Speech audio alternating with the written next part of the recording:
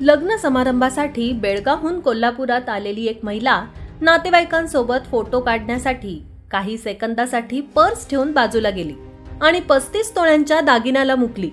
लग्न समारंभात वराडी म्हणून आलेल्या चोरट्याने पर्समधील सुमारे 35 तोळ्यांचे दागिने आणि रोख 8,000 आणि मोबाईल असा सुमारे 24 लाख रुपये किमतीचा ऐवज हातोहात लांबवला।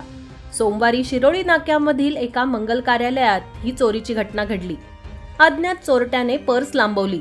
पोलिसांनी दिलेल्या माहितीप्रमाणे सोमवारी रात्री कोल्हापुरातील शिरोळी नाक्याजवळ असलेल्या एका मंगल कार्यालयात लग्न समारंभ आयोजित करण्यात आला होता। या समारंभासाठी बेळगाव येथील केतन नंदेशवन या कुटुंबियांसोबत रात्री 10 वाजण्याच्या सुमारास स्वागत समारंभात फोटो काढण्यासाठी गेले। केतन यांच्या आई मीना यांनी त्यांच्या पायाजवळ पर्स ठेवली आणि फोटो क्लिक व्हायच्या आतच अवघ्या काही सेकंदात ही पर्स अज्ञात चोरट्याने लांबवली। फोटो काढून येताच हा प्रकार नंदेशवन यांच्या ध्यानात आला। यानंतर सर्वांनी शोधाशोध केली पण उपयोग झाला नाही। या पर्समध्ये सुमारे 35 तोळ्यांचे दागिने, रोख रक्कम आणि मोबाईल होता।